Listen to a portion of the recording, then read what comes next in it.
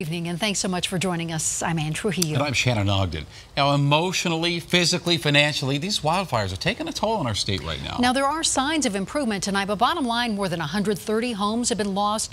Thousands of people are still under evacuation orders, and with conditions this hot and dry, the danger is far from over. Now, we have crews at 2 ferocious fires that are causing damage tonight.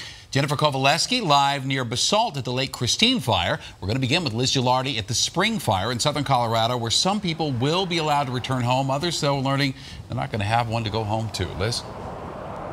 Well, they are learning, and crews have not been able to assess the damage in all of these areas that have been affected.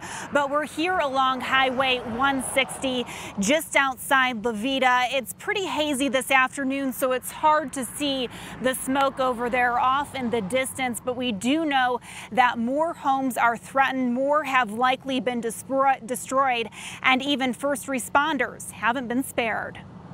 And as time goes along, the firefighters say it's safe. As the Huerfano County Sheriff provides an update to the community. We've had several deputies that have been evacuated. They've been averaging 17, 18 hours a day since the beginning of this. They continued working as fire threatened their homes. I talked with 2 deputies who told me their homes were damaged or destroyed, and they said they were too busy to do any interviews because they had to get back to work. Both my officers that were in the evacuated areas have been working almost nonstop, and that's just how dedicated they are. Homes are still being threatened. The incident commander told me it's been challenging to get out in front of this fire. There's no containment on the west side. Crews are backing off to catch the fire and prepping homes that are in the way. You could tell that the wind changed and the fire just started moving pretty fast. Larry Morgan thought his home was safe up on Levita Pass. You know, I've been up there for 40 years, and there's places that I couldn't recognize.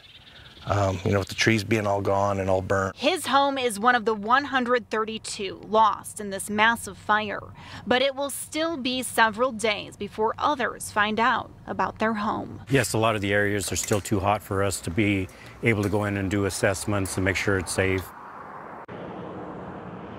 And it's still going to take maybe 2-3 days for them to get to those areas. But I want to show you this map to kind of give you a better idea of this fire and just the sense of urgency that still exists. Some good news, though. We do know that Highway 160 is set to open tomorrow, so residents should be able to get back in this area. You can see some areas are still uncontained. We're seeing more black lines like this.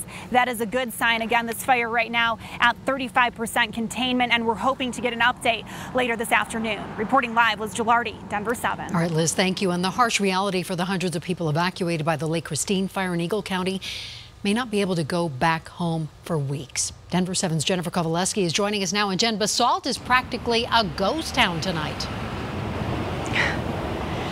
Yeah, and there are a lot of people out here, but they were forced to evacuate. It is not the hopping town that it normally is the weekend after 4th of July. All you have to do is look at this sign behind me that tells you that the Riverside Grill is open to understand the impact on local businesses.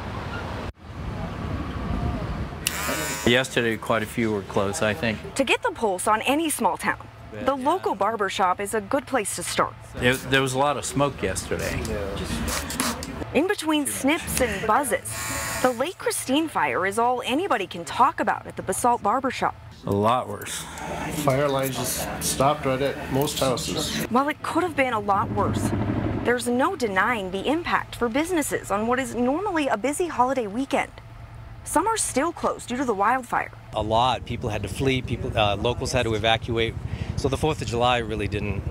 It really didn't exist for us this year. But I think it's probably slowed the town down a little bit from all of this. Tourist town here, and we rely on tourist dollars. Even though the firefight is far from over, there is a sense of relief in Basalt, as the threat to homes seems not as imminent. And with that comes a lot of gratitude. That's what I really want to say here. This helicopter, this air support, every person on the ground, they saved lives, they saved property, their job was magnificent. No one can forget the 3 homes that were lost in this ember shower overnight Wednesday, but they're grateful no one lost their lives. I've always said that, boy, if this side of the hill ever catches on fire, it's not going to be a good situation. See you, Chad. Thanks. Have a good one. Now, there are 5 helicopters, including the one you've seen flying back and forth here, and 2 hotshot crews out actively trying to attack this fire right now. Now, 2 El Jebel residents are believed to have started this fire at a shooting range not far from here. And a lot of people are questioning tonight why that shooting range was even open in the first place, since the county was under stage 2 fire restrictions.